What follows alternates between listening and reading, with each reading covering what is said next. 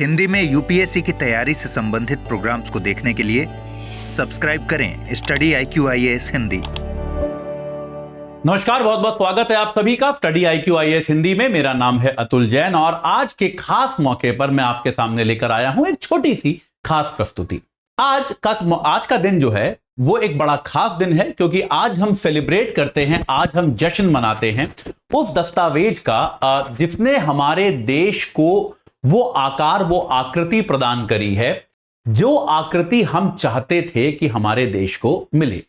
देखिए, जब भारत आजाद हो रहा था तो हमें कोई ऐसा बहुत क्लियर आइडिया नहीं था कि हमें किस तरह का देश बनाना चाहते हैं, है ना। क्योंकि हम भाई शुरुआत से एक नया देश बना रहे थे तो हम उसे किसी भी दिशा में लेकर जा सकते थे। लेकिन हमारे फाउंडिंग फादर्स जो थे, फाउंडिंग फादर्स और फाउंडिंग मदर्स भी कहना चाहिए, जो हमारे देश के शुरुआती नेता थे, उनके दिमाग में एक क्लियर विचार था या कुछ विचारों का लेके एक मंथन था, जिस मंथन को लेकर वो आगे बढ़े और उस मंथन को एक सही दिशा, एक मूर्त रूप देने के लिए उन्होंने भारत के संविधान की रचना की।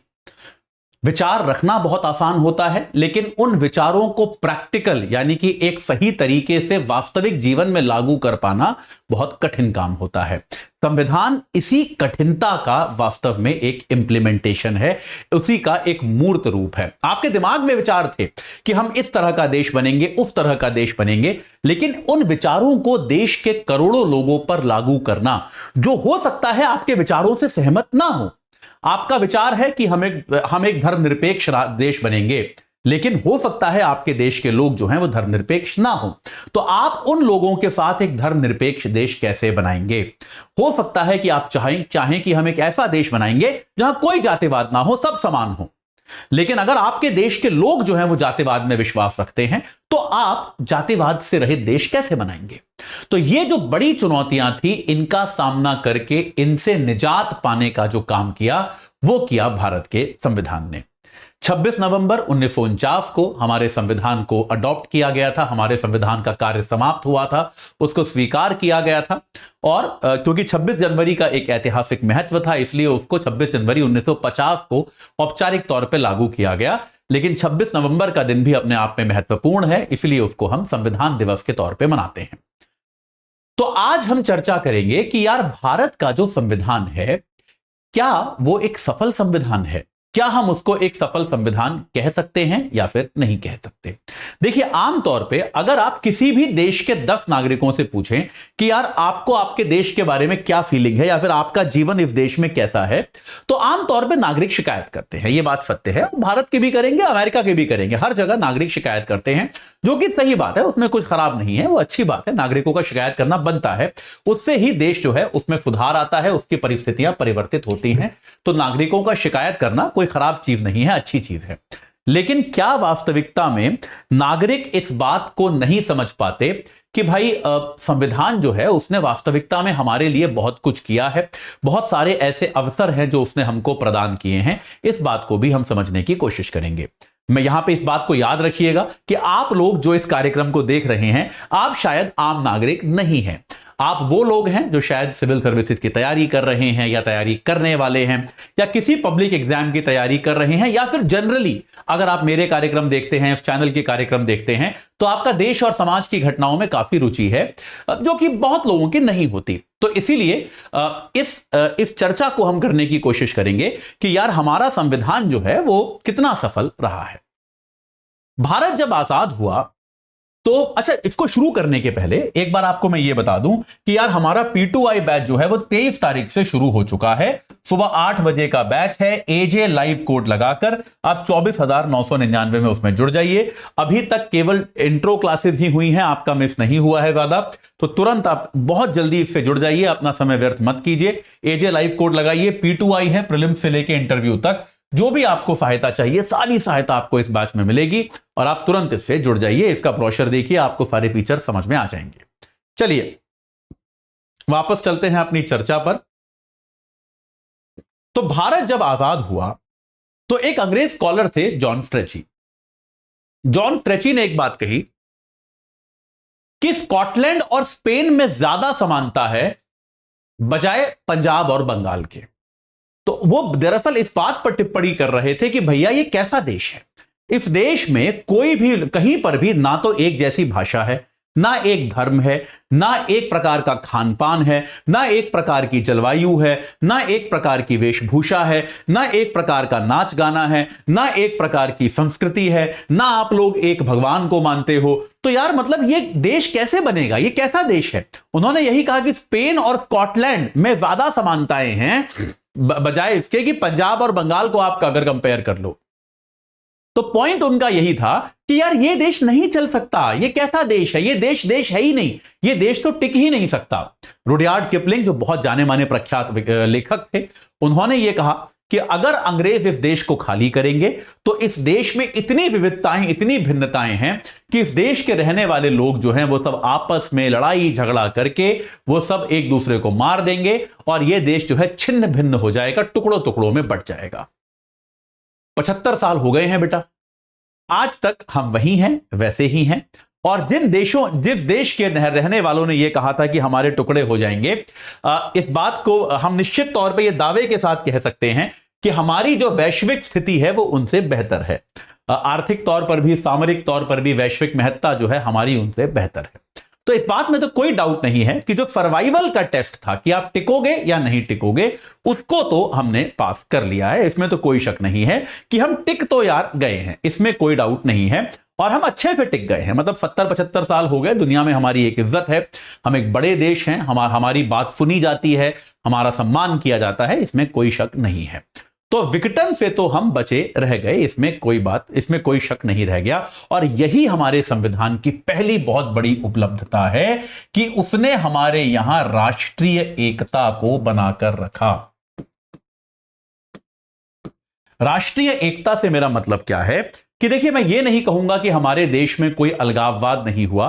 पंजाब से लेकर, कश्मीर से लेकर पूर्वोत्तर के देशों में, पूर्वोत्तर के राज्यों में, माफ कीजिएगा, आपको ये अलगाववादी आंदोलनों के बारे में आपने सुना होगा। लेकिन तब भी अगर आप देखें तो भारत की 80% से ज्यादा जमीन और 80% से ही ज्यादा आबादी जो है वो अलगाववाद से कभी प्रभावित नहीं रही। भारत के ज्यादातर राज्यों ने, ज्यादातर क्षेत्रों ने ऐसा कभी नहीं सोचा कि हम इस देश से अलग हो जाएंगे तो हमारा जो तकदीर है, हमारी जो जीवन है वो कुछ ज्यादा बेहतर हो जाएगा और हम भारत का हिस्सा नहीं रहना चाहते, जो कि आमतौर पे बहुत सारे देशों में होता है। इस प्रकार का अलगाववाद आपको भारत में बहुत ही कम और बहुत ही कम समय के लिए भी देखने को मिला है। तो अलगाववाद जो है वो भारत में नहीं आया। ना ही किसी धर्म के लोगों ने ऐसा सोचा। भाई, भारत एक ऐसा देश था जहां पर 80% से ज्यादा आबादी एक धर्म की थी और बाकी धर्म जो है वो कम थे। कुछ धर्म तो बहुत ही संख्या में कम थे। उसके बाद भी कभी भी किसी अल्पसंख्यक समुदाय ने, दंगे हुए हैं, मैं ये नहीं कहूंगा दंगे नहीं हुए, लेकिन तभी भी ना तो किसी अल्पसंख्यक समुदाय ने ऐसा सोचा कि यार हमारे साथ तो ज्यादती हो रही है, हम लोग अलग होकर अलग देश बना लेते हैं। ना ही किसी बहुसंख्यक समाज ने यह सोचा कि यार इन अल्पसंख्यकों को सबको भगा देते हैं, ये फालतू में हमारे देश को खराब कर रहे हैं, या ये हमारे देश में क्यों है। ना ही किसी बहुसंख्यक समाज ने यह सोचा। इस सबके पीछे इसमें संविधान का क्या योगदान है? संविधान ने क्या किया, आपके देश में उसने ऐसी एक व्यवस्था बनाई कि कोई व्यक्ति भले ही वो संख्या में कितना भी कम हो, कोई व्यक्ति भले ही वो किसी भी क्षेत्र, राज्य, कहीं वर्ग में कहीं पर भी रहता हो, उसको ऐसा लगा कि यार ये देश जितना किसी और का है उतना ही मेरा भी है। इस संविधान ने सबको बराबरी का अधिकार दिया। इस संविधान ने सबको सम्मान के साथ जीने का अधिकार दिया, सबको मूल अधिकार दिए, सबको उनकी सुरक्षा के यंत्र प्रदान किए। लोकतंत्र को इस तरह से बनाया कि भाई आप जो है उसमें सबको साथ लेकर ही चलने का प्रयास करते रहते हो। तो इसके कारण क्या हुआ, संविधान ने यह सुनिश्चित किया कि इस देश में अलगाववाद थोड़ा बहुत तो हर जगह होता है, लेकिन कभी भी ऐसा बहुत बड़ा मुद्दा नहीं बना। जैसे इतने वर्षों में, इतने दशकों में अगर आप भारत की राजनीति पढ़ें तो भारत कभी भी विघटन के आसपास नहीं पहुंचा। कभी भी भारत विघटन के आसपास नहीं पहुंचा। और मेरा यह बहुत, कम से कम अपने जीवन काल में तो मैं मानता हूं कि कभी भी भारत विघटन के आसपास नहीं जाएगा। तो निश्चित तौर पे हम ये कह सकते हैं कि हमारे संविधान ने एक ऐसा मजबूत आधार रखा जिसने राष्ट्रीय एकता को सुनिश्चित किया। दूसरा सबसे बड़ा योगदान जो आपके संविधान का है वो क्या है? वो है कि उसने ऐसे संस्थान बनाए जिनका सम्मान सार्वभौमिक है। भारत में हर कोई उनका सम्मान करता है। संस्थान मतलब ऐसे इंस्टीट्यूशंस जैसे भारत की संसद, जैसे भारत का सर्वोच्च न्यायालय, जैसे भारत का निर्वाचन आयोग। तो इस प्रकार के संस्थान बनाए गए कि कई बार क्या होता है, इन संस्थानों के निर्णय आपके खिलाफ होते हैं, लेकिन तब भी आप उसको स्वीकार करते हो क्योंकि आप इन संस्थानों का सम्मान करते हो। बहुत सीधी सीधी बात है कि आप सम्मान करते हो, ठीक है यार, अब जो भी है जैसा भी है कोई बात नहीं। ऐसा कितनी बार हुआ है, जब मुझे याद है जब मंडल कमीशन की रिपोर्ट आई थी और उसके बाद जब भारत में ओबीसी आरक्षण लागू किया गया था, उसके विरोध में बहुत सारे छात्रों ने आत्मदाह किया, लेकिन संसद ने यह कानून पास किया। सुप्रीम कोर्ट ने कहा कि यह कानून वैध है, इसमें कुछ भी गड़बड़ नहीं है, यह लागू किया जा सकता है। तो पूरे देश में यह लागू किया गया। कहीं पर भी ऐसा नहीं हुआ कि किसी कॉलेज ने, किसी ने कह दिया हो कि भैया हम इसको नहीं लागू करेंगे क्योंकि हम इससे सहमत नहीं हैं, हम सुप्रीम कोर्ट की बात नहीं मानेंगे या फिर हम सरकार की बात नहीं मानेंगे। सबने मानी, सबने संसद की बात मानी, सुप्रीम कोर्ट की बात मानी। आप असहमत हो सकते हैं, बहुत लोग सिद्धांततः असहमत थे कि हम सहमत नहीं है, लेकिन आदेश है मानेंगे क्योंकि सरकार और सुप्रीम कोर्ट में हम विश्वास करते हैं। बहुत सीधी सीधी बात है, सरकार ने ऐसा किया है तो हम इसको मानेंगे, इसमें हम और कुछ नहीं करेंगे, हम इसमें और कोई आर्ग्यूमेंट भी नहीं करेंगे, हम इसको लेकर लोकतांत्रिक विरोध करते रहेंगे, हम इसको लेकर लिखते रहेंगे, हम इसको लेकर चर्चाएं करते रहेंगे, हम इसको लेकर जहां तक संभव हो पाएगा आंदोलन करेंगे, लेकिन हम इसको लेकर कभी भी संसद पे हमला नहीं करेंगे जैसा कई देशों में हो चुका है। हम इसको लेकर जो है कभी भी हम किसी सुप्रीम कोर्ट के बिल्डिंग पर हमला नहीं करेंगे, इस तरह की चीजें हम नहीं करेंगे, यह संविधान ने सुनिश्चित किया। तीसरा और सबसे इंपॉर्टेंट बात जो है कि भारत का लोकतंत्र जो है वो इस संविधान ने अक्षुण्ण रखा है। भारत का लोकतंत्र अक्षुण्ण रखा है।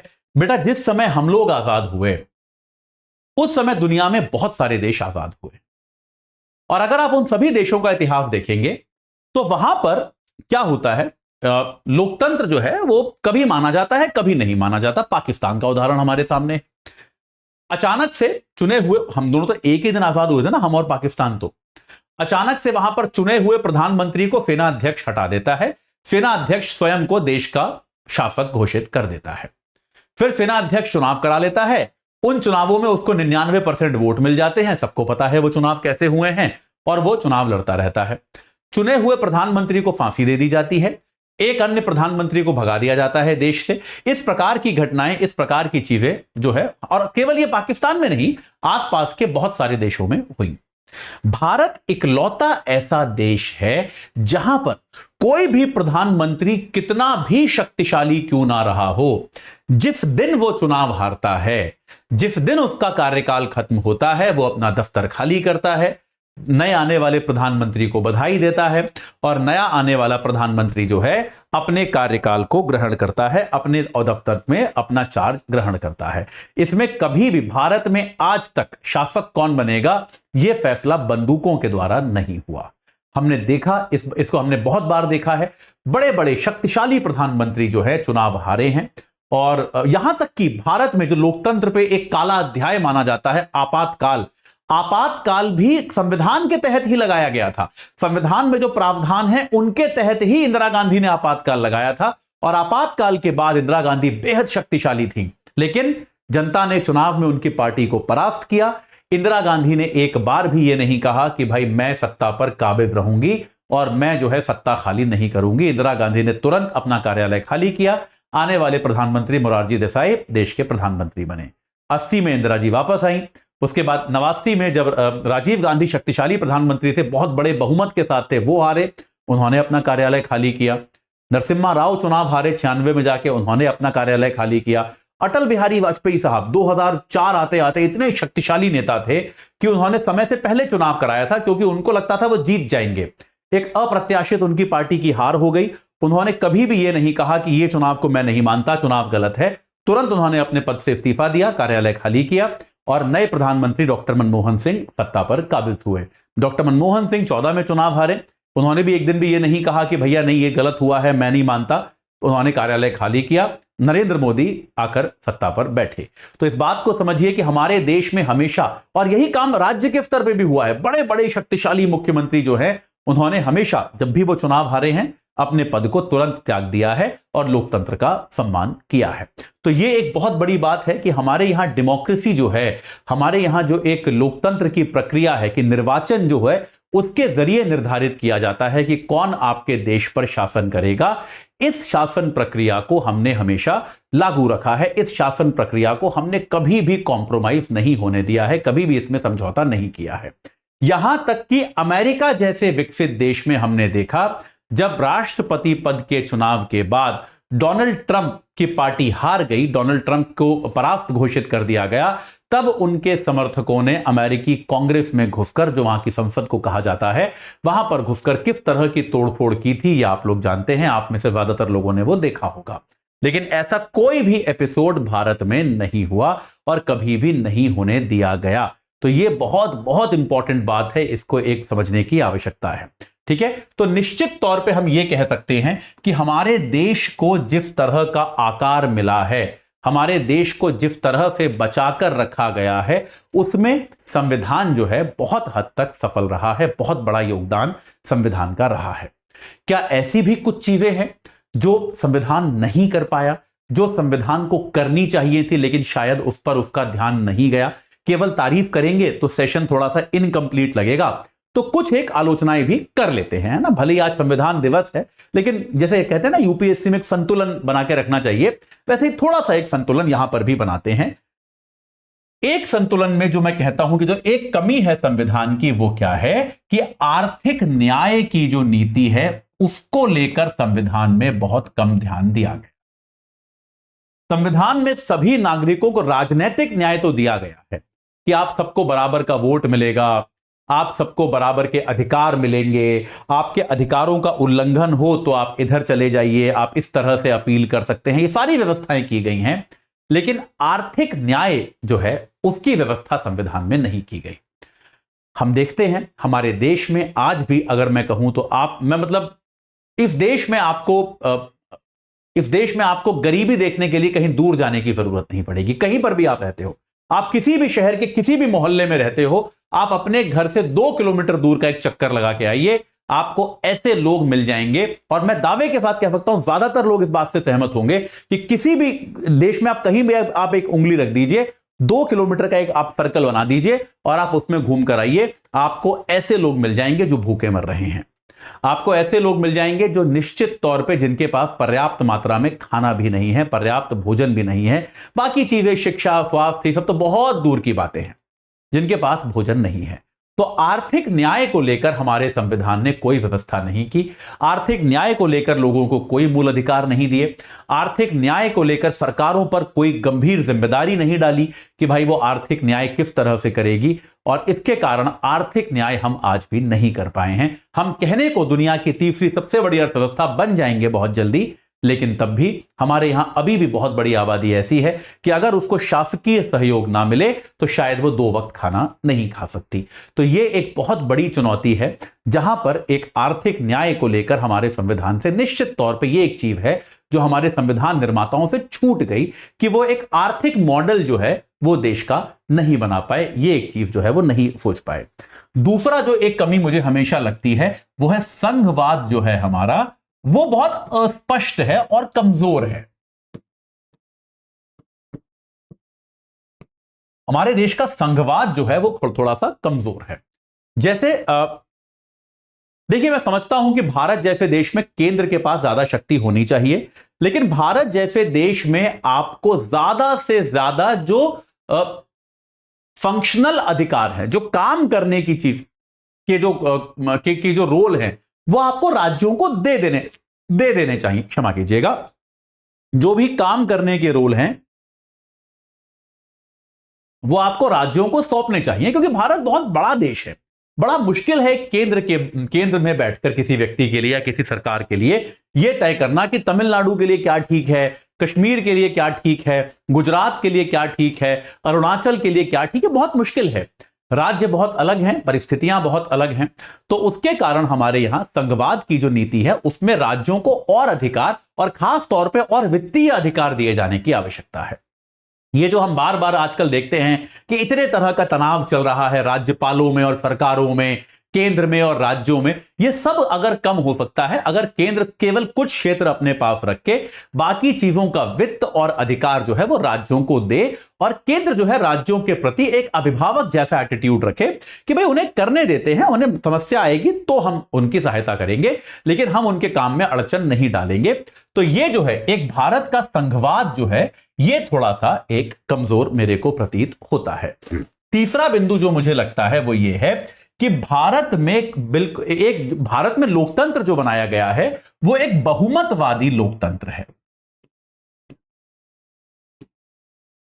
और बहुमतवादी लोकतंत्र में क्या होता है, कई बार बहुमतवादी लोकतंत्र जो है उसमें एक ही प्रकार की विचारधारा जो है वो सार्वभौमिक हो सकती है, कि जिस विचारधारा के साथ मान लीजिए 51, 52, 55% लोग जुड़ जाएं, वो विचारधारा फिर देश में नहीं हार सकती। इसका मतलब यह नहीं है कि जो 45% लोग हैं उनकी जो विचारधारा है उसका कोई महत्व नहीं है। तो यह एक इंपॉर्टेंट बात है कि एक बहुमतवादी व्यवस्था हमने अपने निर्वाचन में बनाई है, जिसके कारण जो है कई बार ऐसा देखने को मिला है कि देश के जो अल्पसंख्यक हैं, या फिर केवल धार्मिक तौर पर अल्पसंख्यकों की बात नहीं कर रहा मैं, जिनके विचार बहुमत से नहीं मिलते, कई बार उनको ऐसा प्रतीत होता है कि उनकी बातों का, उनके विचारों का जो पूरा सम्मान जिस तरह से किया जाना चाहिए वैसे नहीं किया जा रहा है। तो ये एक और बिंदु है जो निश्चित तौर पे यहां पर हम कह सकते हैं कि ये एक सोचने वाली बात है कि इसका भी कुछ ना कुछ इलाज जो है संविधान के स्तर पर सोचा जाना चाहिए। ठीक है। चौथा बिंदु जो है वो मुझे हमेशा लगता है कि संविधान स्वयं में सुधार को लेकर बड़ा रिजिड है, बड़ा कठोर है। स्वयं सुधार मुश्किल, कि चलिए वो तो हमारा संविधान ऐसा है कि आमतौर पे उसमें कुछ बहुत बड़ी खामियां नहीं है, लेकिन अदरवाइज संविधान संशोधन की प्रक्रियाएं जो हैं वो जटिल हैं, वो कठिन हैं, और संविधान को रिवाइज करना है, उसको एक बार उसके काम को एक बार जांचना है। कोई भी ऐसा सुझाव आता है तो देश में राजनीतिक तूफान खड़ा हो जाता है। तो संविधान को लेकर एक ये जो असुरक्षा की भावना है ये देश के अंदर है, इसको लेकर भी संविधान को कुछ ना कुछ और व्यवस्था करनी चाहिए थी। ठीक है। ये सब चीजें माइनर हैं, छोटी चीजें हैं, लेकिन तब भी हम आज के दिन हमारे जो फाउंडिंग फादर्स थे, जिन लोगों ने हमारे संविधान की रचना की, हमको उन्हें धन्यवाद देना चाहिए, साधुवाद देना चाहिए कि एक इतने विविध देश में उन्होंने एक ऐसा संविधान बनाया जिसने हम सभी को सशक्त किया, जिसने हम सभी को अवसर प्रदान किए, और हम सभी जो हैं उन्हीं अवसरों से जीवन में आगे बढ़े हैं। अगर मतलब आप में से कुछ लोग हो सकता है बहुत धनवान उद्योगपतियों के बच्चे हों, लेकिन अदरवाइज अगर मैं अपनी भी बात करूं, आपकी भी बात करूं, तो हम सभी जो है कहीं ना कहीं संविधान ने हमको जो अवसर दिए हैं अलग अलग प्रकार के, उनका प्रयोग करके ही हम लोग आगे बढ़े हैं, और हमारी आने वाली पीढ़ियां भी जो हैं उन्हीं अवसरों का प्रयोग करके आगे बढ़ेंगी। तो ये संविधान जो है इसने हम सभी को वो मौका दिया है, वो अवसर दिया है कि हम इस देश में जहां पे इतनी असमानता है, जहां पे इतनी विविधता है, उस देश में हम सर उठाकर जी पाएं और कह पाएं कि ये देश मेरा है। ये देश जितना किसी और का है उतना ही मेरा भी है, और यही मेरी नजरों में संविधान की सबसे बड़ी सफलता है। चलिए, तो अब एक बार जाते जाते मैं आपको दोबारा बता दूं कि भाई हमारा P2I बैच जो है वो हो चुका है प्रारंभ 23 तारीख से, और 23 तारीख से ये अभी इसमें इंट्रोडक्शन क्लासेस स्टार्ट हुई हैं। याद रखिएगा ये P2I है, प्रीलिम्स टू इंटरव्यू तक का बैच है। सुबह 8 बजे वाला बैच है, मॉर्निंग बैच है, 8 से 11 इसमें लाइव क्लास हुआ करेगी। प्रीलिम्स से इंटरव्यू यानी कि प्रीलिम्स मेंस इंटरव्यू सबकी तैयारी इसमें आपको कराई जाएगी। सारे सब्जेक्ट्स पढ़ाए जाएंगे आपको इसमें डेली लाइव लेक्चर मिलेगा, आपको इसमें डेली प्रैक्टिस के लिए MCQ और सब्जेक्टिव क्वेश्चंस मिलेंगे। सब्जेक्टिव क्वेश्चन का इवैल्यूएशन होकर भी आपको मिलेगा, प्रीलिम्स मेंस दोनों की टेस्ट सीरीज मिलेगी, हैंड रिटन नोट्स मिलेंगे, क्रक्स नोट्स मिलेंगे, और साथ के साथ आपको मेंटोरशिप मिलेगी। और अगर आपका प्री क्लियर होता है तो मेंस की अतिरिक्त तैयारी के लिए आपको दिल्ली बुलाया जाएगा। वहां पे आपका रहना, खाना, पढ़ना इत्यादि सब कुछ फ्री होगा, आपसे और कोई अतिरिक्त पैसे नहीं लिए जाएंगे। इंटरव्यू की तैयारी भी इसमें सम्मिलित है, मॉक वगैरह सब कराया जाएगा। ये सब आपको मिल सकता है अगर आप हमारी वेबसाइट या ऐप पर जाकर AJ लाइव कोड जो मेरे नाम पे आधारित है वो लगाएं, और सिर्फ 24,999 में आप इसको प्राप्त कर सकते हैं। तो अगर आप इस कोर्स से अब तक जुड़े नहीं हैं तो तुरंत जुड़ जाइए। और एक बार फिर से आप सभी को भारत के संविधान दिवस की बहुत बहुत शुभकामनाएं। हिंदी में UPSC की तैयारी से संबंधित प्रोग्राम्स को देखने के लिए सब्सक्राइब करें स्टडी IQ IAS हिंदी।